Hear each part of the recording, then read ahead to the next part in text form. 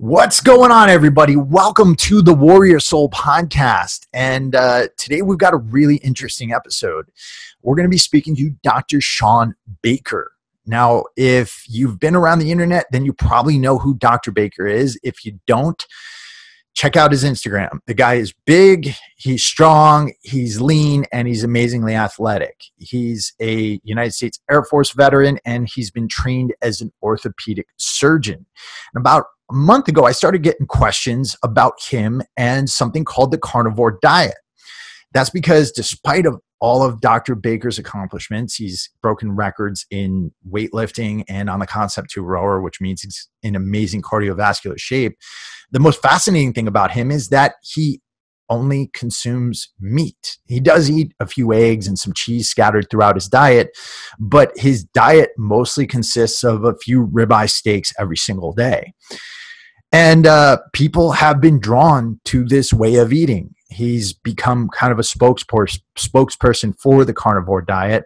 And if you check out, his website, he's got a lot of testimonials up there about people who've tried it out and who've had a really positive experience with it, whether that be losing weight. I think there was a girl up there whose arthritis became alleviated and her rings started coming on and off a lot easier because her fingers were swollen from the arthritis, those types of things. Now, there is a lot of anecdotal evidence that Dr. Baker is gathering, but he's also trying to create a study called N equals many, where he's inviting people to debunk him.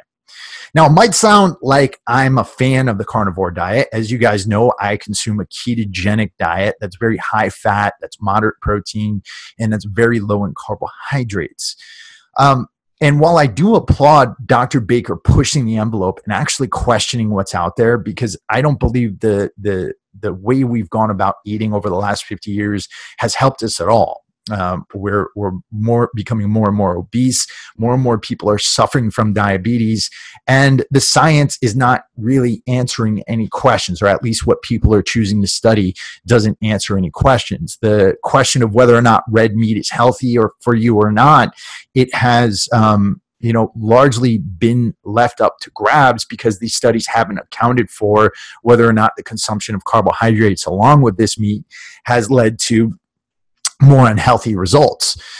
But I also have to say that I pretty highly disagree with the carnivore diet in general. I myself consume 8 to 10 cups of leafy green vegetables a day, plus another 3 cups of sulfur vegetables. Dr. Baker believes that my ulcerative colitis could be negatively affected by eating those vegetables because the fiber can irritate the interior lining of the intestinal tract. And I have to say that I disagree with this highly.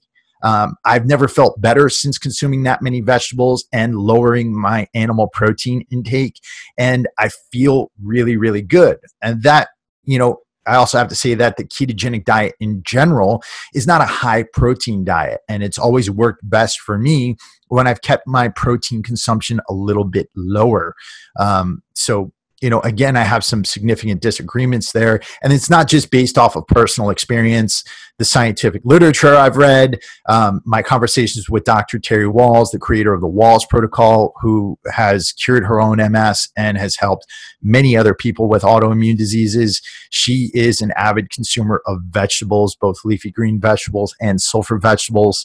And, also my conversations with Dr. Rodney Dieter, the author of The Human Superorganism, who is an expert in the gut microbiome and its impact on our health.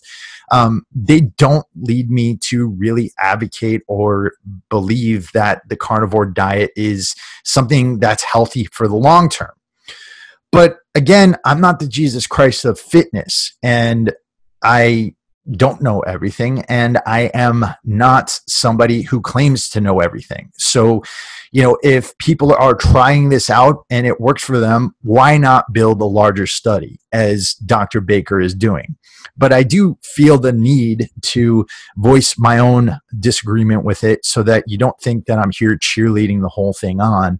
The reason for bringing Dr. Baker on was, one, definitely to acknowledge his military service and, he's helped a lot of military members as far as performing surgeries in combat zones. And this is a veteran-oriented podcast, but also to allow Dr. Baker to put his views out there, which I think has been a really, really big issue in the realm of nutrition. Many times we're just talking past each other here on YouTube, not trying to come up with any real solutions because we're all invested in our own little niche and our own little agenda. So I didn't want to make this a debate. I wanted to make it a conversation. I did ask some definitely relevant questions as far as the gut microbiome goes and as far as the effectiveness of just eating meat goes. But I really wanted Dr. Baker to be putting his views out there unimpeded by me trying to interrupt him or argue with him or anything like that. It's a fascinating conversation. I do have a lot of respect for Dr. Baker and what he's accomplished and for his athletic ability. And I will leave it up to you guys to make your own decisions about what you will implement in your own nutrition regimen. I only ask that you do your own research, and I will be putting up sources on the show notes in case you guys wanted to take a look and make better decisions about what you do with your own nutrition. So with that, let's get into this episode with Dr. Shawn Baker on the Warrior Soul podcast, and I will stop yapping my trap over here.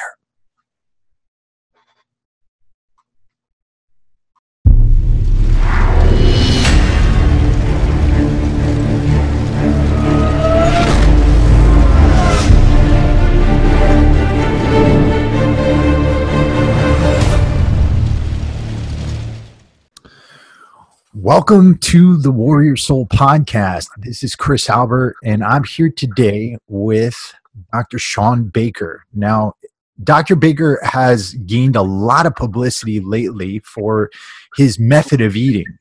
He is a carnivore. He eats mostly red meat, adds a little bit of eggs and some cheese in there as well. But he's been around the podcast circuit, around the internet, and he's been talking about this diet. And we're going to get into that with him. But Dr. Baker's also a veteran, and he served proudly. I believe it's with the United States Air Force, right? Right, Shawn? Yeah, that's correct. Yeah, I did too. I basically was in twice, both times in the Air Force. I was in and then out and then in again. Both as enlisted and an officer, correct? No, I was an officer the whole time. I was a staff sergeant for a short time while I was in training. But I basically was I came in as a lieutenant and then left as a lieutenant colonel. But I was an officer. Gotcha. Yeah, and a few other things about Shawn. He's also he holds a few weightlifting records. He holds a record on the rower, I believe, the Concept 2 rower. He's over 50 years old. He's a stud, lifting massive amounts of weights, looks great. And like I said, he eats a diet consisting mostly of red meat. So we're going to get into some interesting stuff with him. So Shawn, first off, like I said, you've got a really interesting background. Can we go into a little bit of your athletic history and also your military service? Yeah, sure. Athletically, I've kind of hung around the strength circles for a lot of years. I started out kind of in college playing rugby. I kind of bloomed late athletically because I was pretty thin, and I started lifting and kind of got put size on it. And I started playing rugby. I ended up, getting recruited to play down in New Zealand, and I got to play in this Premier League where we played against some of the top players in the world. A lot of the New Zealand All Blacks were in the league we got to play against. And then I kind of shifted into powerlifting, and I set several records in different powerlifting organizations, primarily with a deadlift. My best deadlift was a 772-pound deadlift as a drug-free, athlete. That was probably when I was about early 30s. I did that. Then I shifted into I did strongman stuff for a few years, played with that for a while. I enjoyed that, and then I shifted on into throwing, where I ended up winning I was over 40 at the time, so I ended up winning the Highland Games Masters World Championships in throwing. I went back to powerlifting, and I broke a national record in deadlift again. I think I had a 711-pound deadlift at 40 years of age. And then when I got tired of being too damn big, I slimmed down and started doing this indoor rowing stuff. And so now I've broken several U.S. and world records on the rowing machine as well now. So that's where I'm at currently. How big were you while you were doing the strongman and the Highland Games and the throwing? I averaged about 280. I spent about 20 years around 280 pounds, and for powerlifting, you're at 6'5", you're not going to be a 198-pound class guy. Yeah. Same thing with Highland Games. You've got to be, and I was a little guy, quite honestly, at 6'5", 280, I was not one of the bigger guys. A lot of those guys are 6'8", 320, 340. I mean, you have to be really big to counter those weights. And so it's just a sport that requires size. And now that I'm not doing that stuff, I'm happy to be a relatively skinny 240 pounder. Absolutely. I used to be a lot heavier than I am now. And I just remember bending over to try to tie my shoes and getting out of breath. And it's not fun. It's not fun. It looks good, but it's not fun. What was your diet like back then? What were you eating at that point? Well, I mean, I was eating what, most people would consider the normal recommended diet, lots of fruits and vegetables and lean dairy. And, I was eating meat, and I was eating a lot of cereals and stuff, lots of yogurt. I remember that. So I'd have some desserts as well. I'd say just a high volume of food, though, that's kind of what I was doing. I wasn't eating I wasn't eating potato chips and a lot of junk food, but it was just high volumes of, what normally people would think is relatively healthy. Lots of carbs, lots of proteins, some good fats, and things like that. Exactly. Yeah. And so, what years did you begin serving in the Air Force? So I went in. Let me try to think here, because I was kind of funny. I was in medical school, and then I left to play rugby in the middle of medical school, which is kind of weird. And then when I came back, I didn't want to stop playing rugby. It was in the early 90s, and so the best place to play rugby in the United States at that time was in the military, because they had a pretty good program. So I went into the military in my early 20s.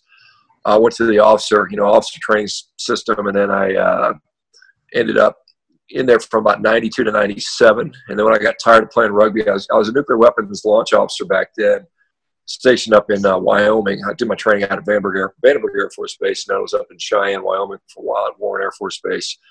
But I was playing rugby. I remember I was laying on a pile playing a team of Russians, and I was getting my head kicked in. I had blood coming out of my ears, and I finally said, "Well, I'm tired of this." And so I ended up going back to medical school, and the military was kind enough to pay for that. So I finished out my training. Did the civilian training, civilian residency, and then I came back in 2006, and then I was in for 5 years, and that's when I got sent to Afghanistan to do a bunch of this, trauma surgery, during the Afghan war still going on, but that's where I was, did all that sort of stuff. That must have been rough as far as the amount of surgeries you had to do and the way the op tempo was going. How was that for you? Yeah, I mean, we were at a facility called Bagram. I'm sure some of your guys know where that is, and that was the main hub. And so, I think Kandahar and Bagram are the two main medical facilities, but the main U.S. one's up in Bagram. And so we got all the secondary trauma, all the stuff that came in the field got sent to us, and then we got all the fresh trauma that was in the local area. So we were busy. I mean, I don't think there was a single day we didn't operate while we were there, and it was a lot. It was probably 4 to 5 times what you'd see on a normal day if you're a regular surgeon. I mean, we were constantly just, taking care of casualties. Unfortunately, it was, unfortunately we were needed. I wish we didn't have to be, but it was U.S. guys. It was, it was coalition guys. It was Afghan army, civilians, and we even took care of some of the bad guys. So I mean, just whatever came in, we ended up, taking care of all that stuff. Wow. When I always wondered with surgeons how, given the long hours that you guys work, how you're able to cognitively get through a surgery, some of these complex surgeries that you do, as far as on very little sleep and very little energy or anything like that. Were you doing any kind of special diet tricks back then when you were going through this to give you more energy, or? No, I mean, I was just eating. I was going to the DFACs, the dining facilities, and just kind of picking it out. I still trained at the time. It was a very, we predictably knew we were going to be busy with trauma surgery, but even despite that, we still had a routine. It was get up, operate through the day, get something to eat, get a training session, and then you try to get some sleep. And sometimes you could get decent sleep. Sometimes you get woken up with a lot of trauma. So it kind of rotated. But that's that's how you train as a surgeon anyway. I mean, it's kind of, you don't get much sleep, and so you're kind of used to that. Not saying that's the best way to do it. That's just the way it's done. And so, the other thing is once you're, it's like anything, if your adrenaline is up, it tends to keep you focused. And I think that's, that's what happens. So you sleep when you go to sleep, you crash out. I mean, when you hit the rack, it's, within about 10 seconds you're asleep, and then you kind of get as much as you possibly can, basically. Absolutely.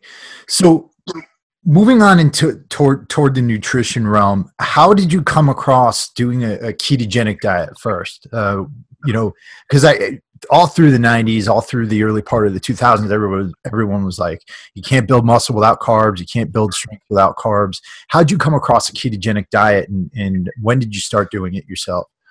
Yeah, so when I got in my mid-40s, like I said, I'm 51 now, but when I got in my mid-40s, I started to notice that, I was retaining weight that I couldn't get rid of. I was getting issues with blood pressure, probably developing sleep apnea. I was still about 280 then, and I just kind of made the decision that I was probably pre-diabetic if I would have tested myself. I didn't, but I probably would have been. But I made the decision that, I've got to change my diet, because my philosophy before was, just train your ass off, and you can outwork any diet. And that was that had worked pretty well for me for many decades, but then it stopped working. And so then I had to kind of come up with a different strategy. So I went on basically a low calorie, low fat, almost a vegetarian diet for a while, and I got skinnier. I lost some weight. I was exercising like a maniac, like 3 times a day.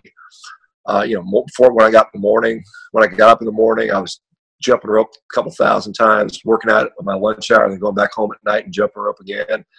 But it wasn't sustainable, man. I was not a happy camper, kind of pissed off, and not in a not something I could sustain. I mean, I had the discipline to do it, but I just wasn't enjoying it. So then I started reading more about different diets. I slipped into a paleo diet for a while, did that for about a year, felt pretty good with that. Then I just kind of continued to read, and then I finally made my way into a ketogenic diet, which I spent about 2 years doing that, and actually felt pretty good. I enjoyed it, and then I kind of transitioned on what I'm doing now. So. Were you doing like the strict version of keto, like the 80-10-10? Were you modifying it at all or anything like that? No, I mean, I wasn't, like I said, I wasn't like measuring ketones or anything like that. I mean, I generally, had a macro ratio where I was probably about 80% fat most of the time. I was eating, the standard. I wasn't eating a bunch of junk food. I was eating, the salads, the spinach. It was a lot of bacon and eggs. There was some meat. There was some salmon in there, a few nuts and stuff like that. Occasionally I make some of the fat bombs and stuff like that, but I wasn't like, calculating stuff. I just find that stuff gets, it gets old pretty quick. Life doesn't necessarily give you the opportunity, that discipline all the time, as far as, sort of that stuff. I just, and I felt pretty good, quite honestly. I didn't feel bad on keto. And I was doing reasonably well in the gym. I was still getting stronger. So yeah, that's how that worked for me. Yeah. As far as keto goes, I think that, a lot of times it's the fear of reducing the carbs and getting rid of the carbs that affects people more than anything, that mental attachment to them. And so, when I first went to keto, I did so out of desperation. I had ulcerative colitis. Literally the only thing I could digest was coconut oil, some red meat, and some vegetables. I had to get rid of all the other stuff I was eating. And I thought I was going to get super skinny, but the opposite started happening. I started, putting on muscle. I started getting leaner. I started feeling better, thinking better, and performing better. And so it's interesting how the human body works like that. And it's interesting how so many people have this fear, this attachment. Yeah, I mean, like I said, we have a lot of that fear and attachment is just kind of almost tradition. It's not really based on any good evidence. And so I think what we're seeing now with, more and more people doing ketogenic diets and now even people doing these carnivorous diets, that we're seeing that a lot of those, dogmatic things we've always thought were important may not be really required. And so it's been an interesting journey. I'm learning stuff new every single day, and the more people I interact with that doing these different things, it's pretty opening. It's kind of almost mind blowing to see some of this stuff happening. Yeah, and I think it's also timely because the medical establishment's pretty much been failing us for so long. As far as you look at the rates of diabetes, the rates of obesity in this country, the amount of veterans in the veteran community who have diabetes. We're talking about it before the show, but 1 in 4 veterans is in the VA system has diabetes, and they're saying that a third of our population here in the United States is going to be pre-diabetic within the next 10 years. That's billions of dollars going to healthcare, and a lot of people who are going to be hurting really, really bad. Yeah, and unfortunately, and I totally in agreement with you about the healthcare. We certainly let people down, and it's not necessarily the fault of the physicians. It's just the way the system is set up. We're set up, we're set up for dealing with the disasters after they've already occurred. We don't do a very good job of preventing that stuff. And we certainly have the resources, and if we had the will and if we were incentivized correctly, that would work. Unfortunately, the incentive is placed for just symptom management and putting band-aids on stuff. And so we can certainly prevent that. The other thing that I think is I know you talk about the diabetes statistics, but I mean diabetes is just it's kind of a canary in the coal mine. I mean, that represents chronic disease, and I think the same issues generally that are leading to the diabetes epidemic are leading to all these other increases in all these other things, whether it be heart disease, cancer, and the big one that's coming up is dementia. We're going to have a population where we have a huge number of demented people, and I know we touched on mental health, and that's also growing. And so I think all the things that lead us to diabetes lead those other things to happen too. And I think we can talk about what I think the solutions for that are, but that's definitely coming, and it's scary, and I think it's gonna be very costly, and it's gonna bankrupt us if we don't turn the ship around. Absolutely. I definitely want to talk about those solutions. One thing I want to mention, particularly for this audience, is the idea of brain inflammation and dementia being something huge coming up down the line. Particularly for those of us who spent a lot of our teens and 20s around explosives, around gunshots and things like that. Each one of those explosions, we've had Dr. Mark Gordon on the show, and he's talked about each one of those explosions creating, shocks within the brain that vibrate the brain and eventually create inflammation, and that reduces or completely shuts down our production of neurosteroids, which is going to lead to higher brain inflammation and dementia down the line. So a lot of us listening to this podcast right now, we've got to be really careful with our brains and really put every effort we can into taking care of our brains if we want to avoid these problems down the line. Yeah, absolutely. I think what you have is there's situations where you are predisposed or your body has a background level of inflammation, and I think diet plays a big role in that. And I think these other insults, they just compound the issue. And so if you've already got a traumatic brain injury, or you've got like we talked about post-traumatic stress disorder, where you're exposed to all this trauma, maybe psychological, it still has an impact on the biology of your brain. And so I think you need to do everything to support that. And I think diet has a huge role in that, and probably it's been much underappreciated, and it's only starting to get talked about now. But I think that's a crucial pillar of how you kind of prevent and treat some of this stuff. Most definitely. Now, so you were doing the ketogenic diet for a while. When did you decide to go complete carnivore? Yeah, so I've done that now for just over a year. Last December, so December 2016. I was overseas with some relatives. I had my last vegetable. I thought I was going to do it. I'd been playing with it a little bit, a few months before that, doing a week or two here and there. And then kind of after Christmas holidays, I said, well, I'm going to do this now for a 30-day stretch just to try it. And I mean, I just really, really felt good about it. My health felt really good. I mean, there's a little bit of transition stuff, but I mean, I'd had some minor things that were still kind of giving me a little bit of trouble, like some joint pain and stuff like that, some tendon pain. And I'm still very much a competitive athlete, and I wanted to kind of continue to, do what I ever can to get healthy faster and stronger. And so I just noticed that started to happen. And so after 30 days, I said, well, my 30 days is up. I'm going to go back to my ketogenic diet.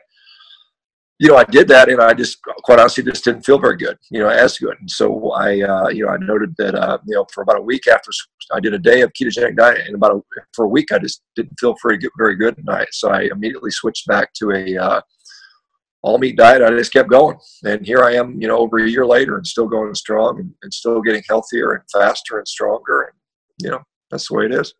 And what kind of issues were you having when you came back to it?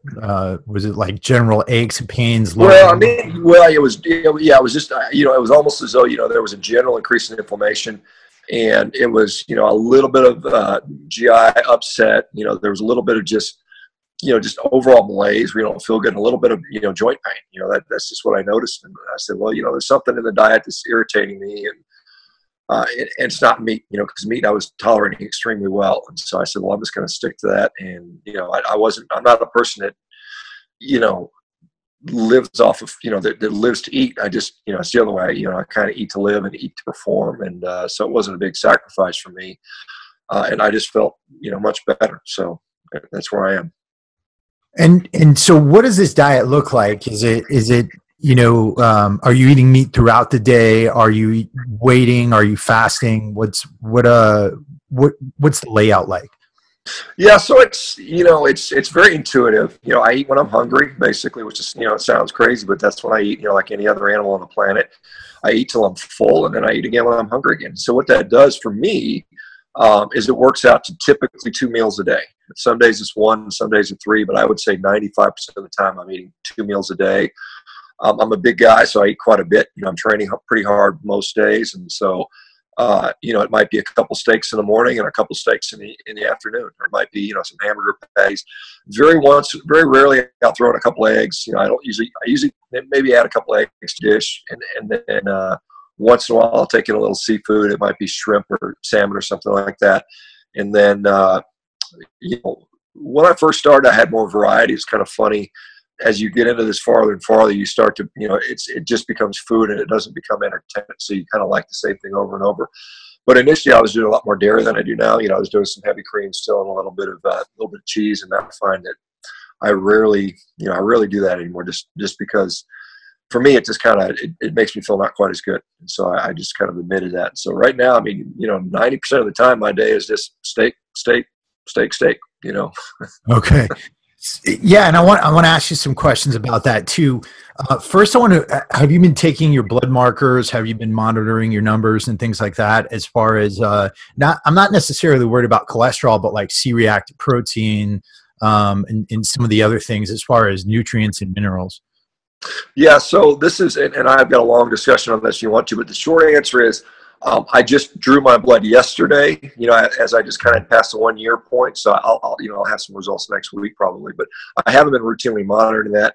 And the one issue and people have a hard time wrapping their head around this, even as a physician that says this, unfortunately, the blood markers that we often rely on, they're extremely variable, and they can change, you know, in a matter of a few days. So they're not really great markers for, you know, determining disease or determining, you know, status and stuff. A lot of them, you know, the mineral and vitamin levels in blood, we're not sure how accurate they are. We know things like cholesterol. You know, there's a guy named Dave Feldman who's demonstrating that you can change your cholesterol 100 points in a week, which is just mind blowing. You know, you go in once a year, get your cholesterol test, and they'll say, you know, yeah, it's 220. Let's put you on Lipitor or some other statin. And I mean, literally a week later, it could be 120. And so it's, you know, I think we have to revisit how useful that is. And quite honestly, you know, cholesterol, in a lot of cases, people think higher cholesterol is better. And so that's unclear to me. You know, like some of these other things, like, you know, C-reactive protein, you know, and I've drawn these labs, so we'll see what they are. But, you know, quite honestly, C-reactive protein is another one. You know, if you've exercised hard, you know, within you know, a day or so before getting your labs drawn, it could artificially elevate that. Same thing with your liver enzymes. So all these things that we sort of think are great markers for disease, you know, it just is really context dependent. So, and the other thing is, you know, people on low carb diets or ketogenic diet or carnivorous diets, a lot of the normal lab ranges, one particular is like thyroid hormone. We suspect that a lot of those things, those requirements actually go down. So if your thyroid level is lower on a low carb diet, it doesn't necessarily mean you're hypothyroid or suffering from problems. It just might mean that you don't require as much circulating thyroid hormone. And so we don't know that yet. So we have to kind of reestablish normal values in these populations, because all the you know, all the standard reference ranges for labs, all the recommended requirements for vitamins and minerals were determined on high carb populations. And so we don't even know if we're comparing apples to oranges or apples to apples when we look at labs. So that's the one reservation I have about this. But you know, a lot of people just can't get that out of their mind that they have to have a lab to show them they're healthy. And my think is, you know, what is your mood like? What's your energy level like? What's your libido like? What's your joint pain like? What's your digestion like? What's your skin health like? You know, what's your ability to put on muscle and train, your capacity to exercise? Those things to me are better markers of health than a lab value. Now, you can get some advanced imaging studies like a coronary artery calcium scan, or, you know, some tissue biopsies or some other things that might be more useful. But you got to remember, your blood values change sometimes day to day and sometimes even hourly. So I don't get too excited about those things. Yeah, the whole cholesterol thing. I mean, I think that doctors are even coming out now and saying it's just a useless marker as far as things go, and I completely agree with you there. I do get worried about calcium buildup and things like that, and as far as inflammation goes, and which we're seeing. You know, we're starting to understand a little bit more about how heart disease happens with calcification of the arteries and veins and things like that. Yeah, I mean, but you would see that on a coronary artery calcium scan, or, you know, you could look at your carotid arteries. You know, it's not that calcium's bad or anything like that, but yes, what our body does in cases of damage, you know, we lay down calcium. Same thing with bone. I mean, when bone is anything bad that happens to bone, it'll lay down extra calcium. And so it's whether it's a fracture, whether it's an infection, whether it's a tumor, typically, a lot of times, you know, one of the things it'll do is it'll lay down bone. We see that calcifications in the blood vessels. You know, when the blood vessels are inflamed and injured, you know, the body will try to put calcium in there. Same thing with muscles. You know, there's a condition called myositis ossificans, where there's a traumatized muscle, and it can lay down calcium. Sometimes that's mistaken for a tumor. But yeah, you're right. Calcium, it's not the calcium circulating in your blood is a bad thing. Your calcium's not going to indicate Right. that, but where it's deposited. But again, you're not going to get that on a blood test. Yeah, no, absolutely. So let's talk about some of these other things as far as the diet goes. So you're eating mostly muscle meat, right? So we're talking about like ribeye steaks and things like that. Yeah, I mean, most people, and again, I'm not the only guy doing this. There are literally thousands upon thousands of people doing it, you know, that are kind of Western society people. And then historically, there were all kinds of work populations that largely did this. But yeah, most people will find they gravitate toward the fattier cuts of meat. I could get some, you know, I think people are discovering on a ketogenic diet that you need enough fat in your diet. And you can't live on skinny chicken breasts and cans of tuna for a long period of time. You just get sick doing that. But, you know, most people will gravitate to fattier cuts of meat. Many people include organ meats. I don't think they're necessary. I mean, I haven't done that. There's a lot of people that don't do that. You're just fine. You know, I don't think it's necessary to buy grass finished beef. I mean, you can do just as well with the conventional stuff. So, you know, because some people talk about cost, and in my experience, you know, that has not been a big difference as far as health goes. And so if somebody's considering doing this and you're like, man, I can't afford the best organic beef, you don't have to. I mean, that's not what I do. I mean, 98% of my diet is beef, you know, steak I get at the grocery store. You know, that's not the really, I get to buy the stuff on sale, and it works just as well. I got to send you my recipe for grass-fed beef liver. I make this thing. It tastes like a steak. I'm not kidding you. My girlfriend loves it too, and she wasn't a liver eater growing up or anything. But you know, that I do try to include a lot of organ meats into my diet just because of the nutrient density and the you know, they're awesome as far as cost goes because nobody else wants to eat the liver. I get like a couple of pounds of it for under $5. Yeah, I mean, there's nothing wrong with that. Don't say that. Don't mistake me for saying you shouldn't eat that stuff. If you like it, go ahead. And you're right; it can be a very cost effective. And yes, it is nutrient dense.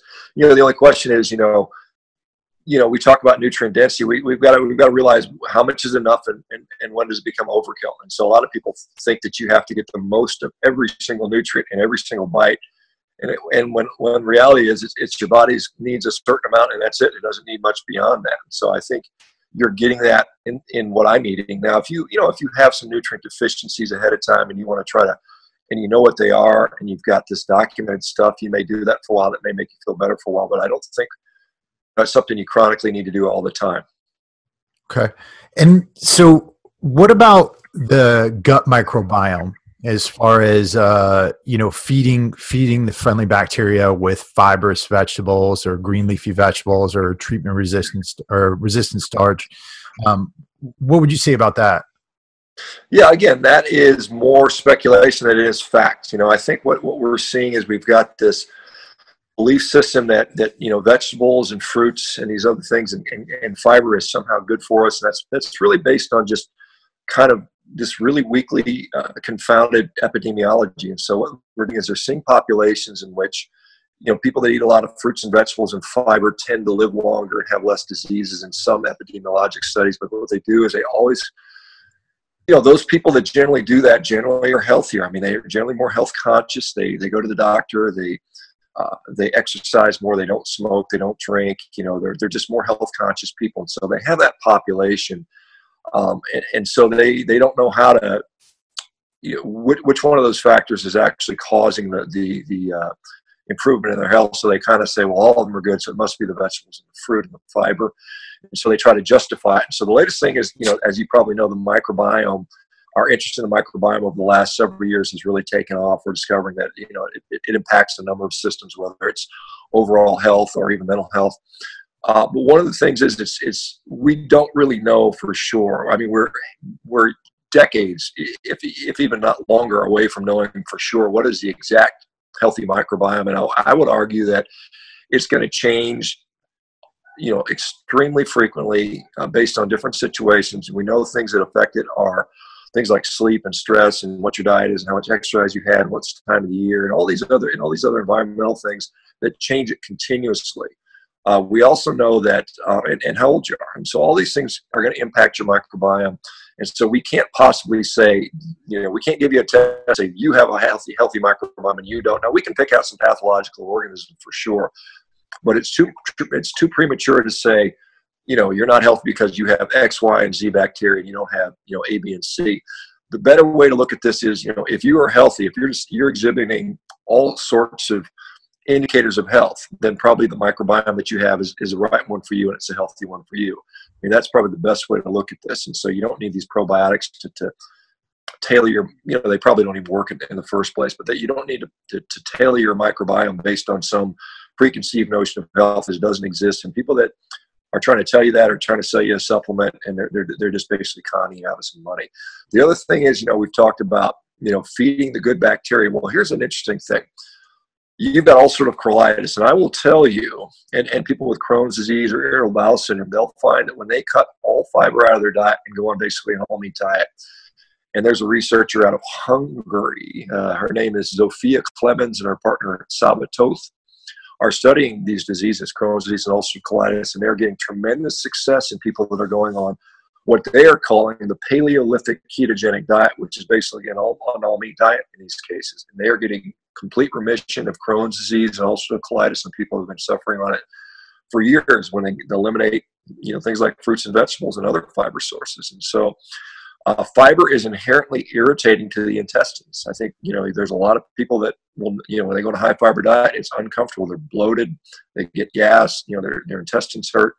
Their digestion is not a pleasant process. And so one of the reasons people talk about feeding the microbiome is because when your intestines lay down a layer of mucus, we say, well, that's good. It's protecting us from bacteria. But what it's really doing, if you think about it, if you have mucus in your lungs, that's not really a good thing. The reason you have mucus in your lungs building up is because you've been exposed to an irritant, whether it's cigarette smoke or pollution or some kind of virus. You'll have a bunch of mucus and you'll have coughing that stuff up. Well, the same thing happens in our intestinal linings. We produce mucus to protect us from irritating substances. And what that irritating substance is, in many cases, is fiber. And so what happens is, you eat a bunch of fiber, you make a bunch of mucus to protect you from the fiber, and then there's bacteria that like to eat the fiber. And so and rather having them eat the fiber than the mucus is kind of a circular logic, because if you don't eat the fiber, then you don't need the mucus. But if you do eat the fiber, you need the mucus. And so it's kind of like, it's just, if you're going to eat fiber and you're going to eat junk food, then you probably need to eat fiber to keep the mucus there. But if you're only going to do like meat and you're not eating fiber, then that arguably you don't need to do that stuff. Yeah, I think I definitely agree with you on the fruit front. I'm not a fan of eating a lot of fruit or anything like that. I do include a lot of green vegetables in my diet, and I found it does tend to help with the ulcerative colitis when I'm consuming a good amount of green vegetables. I mean, I actually eat a lot of green vegetables, probably around 8 to 10 cups a day. But I think what you're saying is really, really interesting. And I think that the idea that we don't know everything about the gut microbiome, that's really interesting as well. I've talked to like Dr. Rodney Dieter, who wrote the book, The Human Superorganism. He's doing some really cool research, like actually looking at the way drugs interact with the gut microbiome, like certain drugs can't work without it. And then looking at the different stuff. The one thing we do know though, is that sugar can completely wreck it. Like it can completely ruin your digestive system. That it can completely throw that system out of balance and cause tons of sugar cravings, brain fog, and all the nasty stuff we're talking about. But I also know that you're compiling a bunch of data as well with people who are doing this diet, right? Yeah, we started something called N equals many. We started World Carnivore Month, which is another attempt to gather more data. So we're getting, we're still analyzing stuff, still gathering that stuff, but we're getting into the, many hundreds and maybe even over 1,000 people that are going to be submitting data, and we'll continue to do that. Try to build a database. We've got a lot of anecdotal stuff and subjective stuff that we've got results on, but we're encouraging people to get lab data for us. I just did a podcast the other day with a guy named Ryan Muncie, and he did his microbiome, and the results were, you have a really good microbiome, Yeah. whatever that really means. Like I said, and you're correct. We've been studying the microbiome for not that long. We've been studying cholesterol for 6 decades, and we still don't know what the hell to do with it. So, I mean, it's premature to say that, the microbiome we know everything about. We just do not. And you're right, sugar probably negatively affects it, but it negatively affects everything else. So it goes back to, if you're sick from eating sugar, probably your microbiome is sick too. Absolutely. Absolutely. So as far as the way you do your diet, and this is the other thing I think that's fascinating to me is the idea that you are fasting quite a bit, and you are you're fasting and then eating a large amount of food, and I think the health implications of fasting as well are so fascinating to me, and so remarkable as far as things they can do for cellular health, things they can do as far as improving digestion, giving the digestive system a rest, and I think that there could be a huge impact there. Do you think there's any kind of confounding variables between fasting and just eating meat? Well, I think I agree with you, and here's the way I like to approach this. I think that we were imbued with an appetite for a reason. So when you're hungry, you should probably eat. Now, what happens with me is I'm just not hungry. It's not that I'm saying it's not that I'm saying I'm going to eat a meal and I'm going to wait, 18.7 hours Right. before my next meal. I'm not putting a stopwatch down, but what is happening is I'm just not hungry. And so I've got this long interdigestive period. And we know that there are some likely good things occur, whether you want to talk about autophagy, or, autophagy just means you're eating, your cells are eating themselves, or just turning over, kind of structures that aren't, that are damaged or need to be returned over. And so I think those things definitely are happening. I prefer the term intermittent feasting because that's what I'm doing. I'm feasting. And I think that lines up better with what happened, evolutionarily. I mean, I think that's what animals do. They eat when they're hungry, and then they don't eat again until they're hungry again. Now you can argue that, like especially carnivorous animals that hunt, they're not always successful at hunting, but it's not to say that, if they would have caught an animal, they wouldn't have sat there and said, "Oh, wait, it's not time to eat yet." I mean, they're trying to eat when they're hungry, and I think humans did that too. And I think that, looking back historically,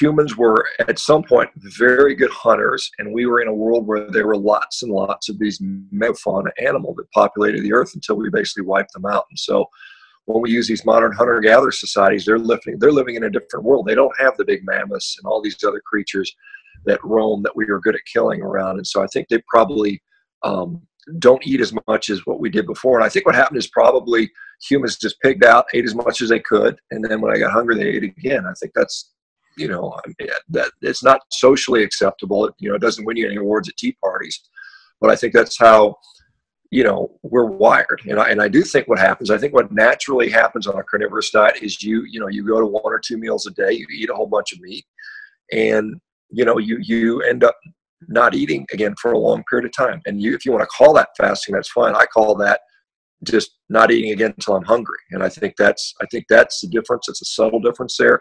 I think when you get hungry, if you're only eating one thing, just think about the logic behind this. If you're only eating one thing, why are you hungry again? What is your body trying to tell you? And my argument is your body is telling you, hey, I need some structural materials because I got to build some more stuff. And I also need some energy. And so I just eat. And a lot of times you're right. It can be 12 hours, 16 hours, 18, or even 24 hours that I do that. But it's not that like I said, I'm not intentionally not eating when I'm hungry. And when I'm hungry, I eat. It's just that the natural rhythm of eating this way puts you in a situation where you don't eat that often. Mm-hmm. As far as liquids, how much water are you drinking a day? My answer would be enough. Yeah. I drink quite a bit. I would say I drink probably more than I did before, but I'm not like calculating, when I'm thirsty, I drink. And I think, ingesting more protein will increase your water requirements. I think that's it's arguable, when you cook your meat, meat by itself is about 70% water by weight. So if you're eating raw meat, you'd be actually taking in a lot of water. Animals, a lot of times, if they can't, they'll eat, carnivorous animals will eat animal flesh. It's raw. It contains about 70% by water, and they won't often have to drink that often. But for me, since I'm cooking my food, I drink. I would guess at least a gallon a day, if not more, probably. But I don't know for sure. And are you when you cook up a steak? Are you salting it? Are you adding spices and things like that, or? Yeah, currently, like I said, I've been into this for about a year now, and so the things I did at the beginning are not what I do now.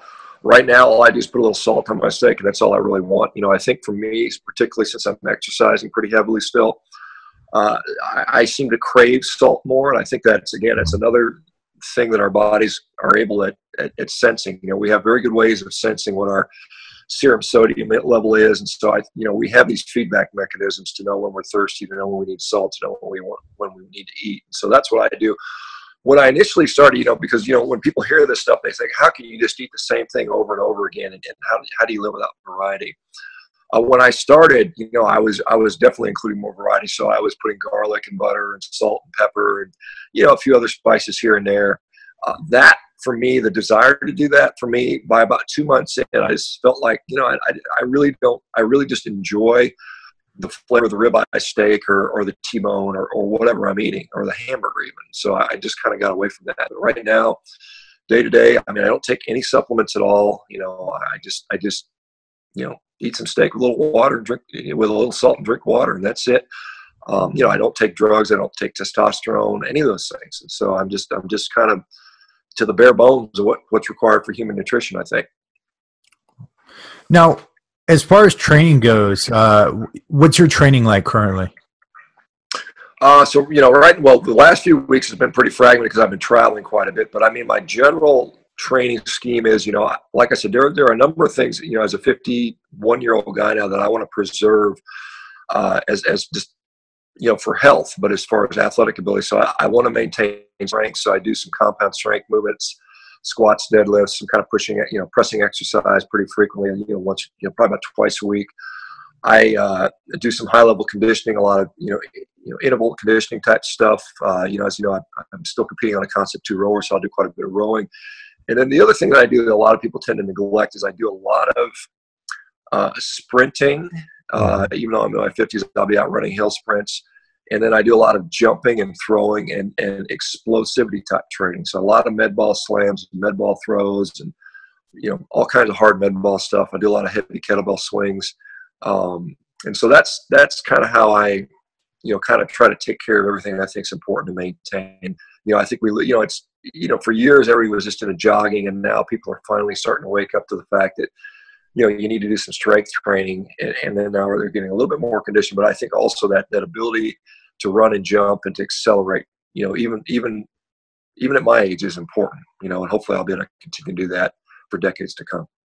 Absolutely. And we're seeing more and more people as they're getting older, seeing so many benefits from strength training. I think, if there's one thing I've done that's benefited my life more than anything, it was starting to go to the gym when I was 12 years old. I think gave me confidence, allowed me to do a lot of things. I'm 38 today, and I feel really, really good, better than I did back when I was in my early 30s and competing in bodybuilding, and simply because I've continued to strength training after that. So that's pretty awesome. So what's next with you? What have you been working on? I know you have carnivore strength systems up. I know that you've been running this this N equals many experiment. Where are you going next? What are you going to do? Yeah, so I think, well, right now, I mean, carnivoretrainingsystem.com is where I'm doing helping people train and helping transition to this type of diet. Probably a book will kind of this, probably hopefully later this year. I'm doing a lot of just talking, probably do some speaking engagements. I know some people want me to speak at some conferences, so I'll probably start doing some of that. I may start part-time back practicing medicine, although my sort of passion is sort of going on the prevention side, so I'm not sure how much I'll do that.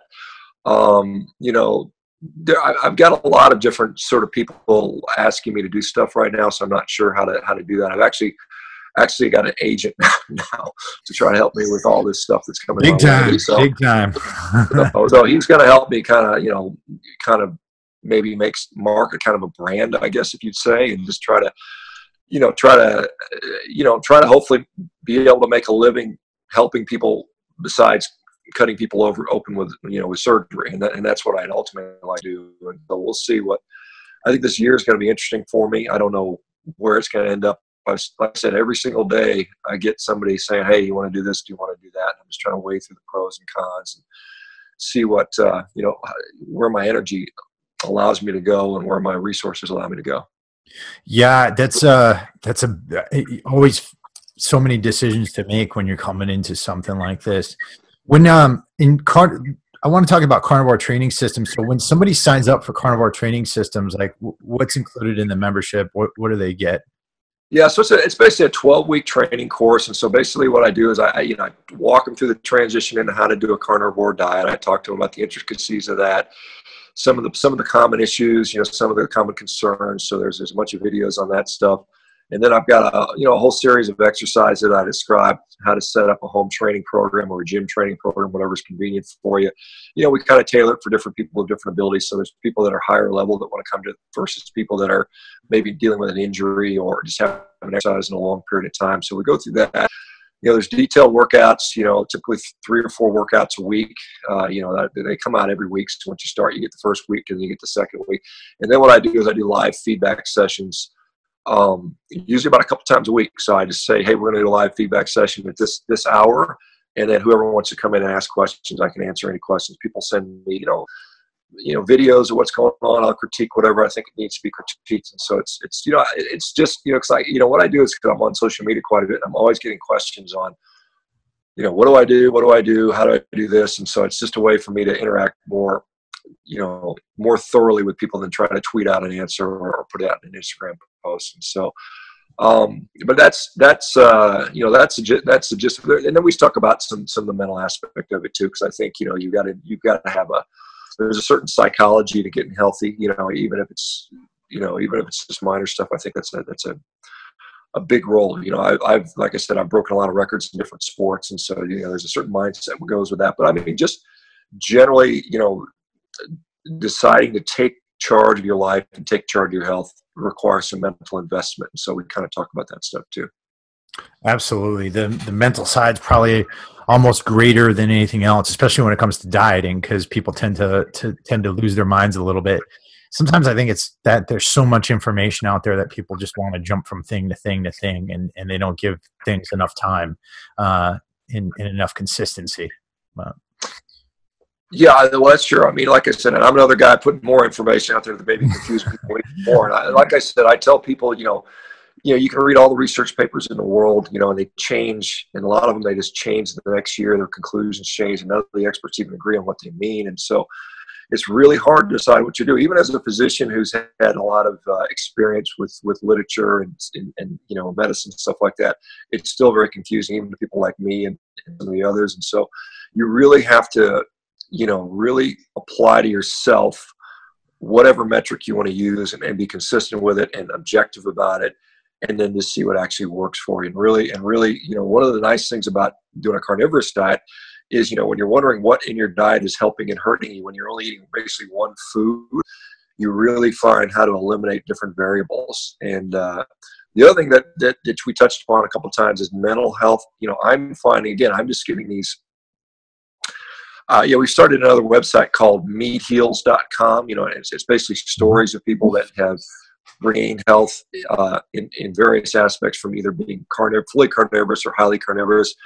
And one of the areas we're seeing a lot of improvement in is actually mental health, which is really fascinating to me. A lot of people are talking about how their depression was going away, the mental fog is going away, their anxiety is going away. And so there may be applications to God, perhaps with PTSD and stuff like that, this could be a benefit to. And so it's just worth exploring, I think. That's awesome. That's awesome. Well, Shawn, one, I want to thank you for coming on, and two, I think everything you're doing right now is fascinating, and I'm really interested to see where that study goes with everything. I want to ask you, do you have any, single pieces of advice for those guys out there who are listening right now, as far as, what could they do right now to make their lives that much better? Well, first, particularly the military guys, you just need to realize that you guys are owed a debt of gratitude. And even though I did it, I certainly appreciate the guys that gave more than I did and sacrificed more than I did, and they're suffering from this stuff. But it's something that, you just have to, you can always improve on your situation. There's, like I tell people, if you can only run, 1 mile an hour, you can run 1.1 miles an hour the next day. You just have to make these incremental steps to get better tomorrow than you were today. Just little by little, you can kind of lift up wherever you are. The other thing is, a lot of the advice I hear is balance and moderation. And to me, that really just means I don't know what to tell you, because that's such weak advice in my view. And so I think you sometimes have to really make a big commitment, even though you may be progressing slowly, but you make a big commitment and stick to that and see where it leads you. And you'll be able to know, when you make these small changes, and I know a lot of people are big fans of this little bitty steps, but I really think that when you make small changes, it's really hard to appreciate if anything happens at all. And so, if you make a small change and you only do it for a month or two, man, nothing may have happened. And so, but if you make a big change, let's say you go crazy and go eat an all-meat diet, the big changes tend to show up. The results tend to show up, either good or bad, pretty quickly. And so you'll know in a couple of weeks, hey man, this is working, or this is not working. So sometimes you need to make those big changes, and that balance and moderation stuff, or the baby step stuff, you never can tell if it even works or not. So that's I think just a general synopsis of making change, I guess. Yeah, you can't be afraid to step on your own dick, because you're going to learn one way or the other, right? Sure. So yeah, absolutely. And Shawn, thank you so much. Where can people find you online? Yeah, so I'm getting more. Well, my Instagram account has gotten more lively, just because I guess it's just your medium, but that's Shawn, which is SHAWN Baker, BAKER, 1967. So that's the year I was born. So Shawn Baker, 1967. On Twitter, I'm at SBakerMD. What else we've got? There's a we've got this World Carnivore Month Facebook group that's going right now. We've got January's World Carnivore Month, so we've got a couple thousand people already, about 3,000 people signed up for that are all participating in that. So those are where I'm at right now, depending on when this podcast comes out. We'll probably change the name to that, to the World Carnivore Tribe. I think people want to do that after the month's over, so that's likely that'll be at the end of the month. And then that's, I've got a whole bunch of podcasts coming out, stuff like I know. Well, you'll probably hear a few more me on this coming up in the near future. But that's it for now. We're going to do actually. There's another website called meatheals.com. So perhaps when this comes out, they'll already be live. And so what we're doing is we're just collecting stories. This is all anecdotal stuff. It's not hard science, but still, I think here's my thought. Here's my not my thought, but this is my observation, that powerful stories can really change lives. And I think, I use myself as an example. I mean, I started this crazy thing a year ago, and now here I am on, all kinds of podcasts, Joe Rogan's podcast, because of the story. And I think the story drive, a lot of times the narrative drives people to do things. And what we're finding is more and more people are doing what I'm doing, or doing some things similar, and they are getting really good results. And that's inspiring other people. So meatheals.com is a place where we're going to collect these stories, and we're going to categorize them by things like joint pain, digestive health, mental health, skin health, all those things. We're going to try to categorize these different stories where people have triumphed over these particular medical conditions using, basically, eating like a carnivore. So it'll be interesting to see. We've already got, hundreds of those already lined up. We just started collecting emails, so we'll have a bunch of them to roll out right away. So it'll be interesting. Awesome. Thanks again, Shawn. And to everybody out there, we'll be posting up some links on the show notes for how you can get in touch with Shawn and follow him on social media. His Instagram account is pretty damn motivating. You see him lifting all kinds of weight, throwing things around, and lots of really delicious looking steaks up there. So you guys take care out there, and wherever you are and whatever you're doing, get out there and live your best lives.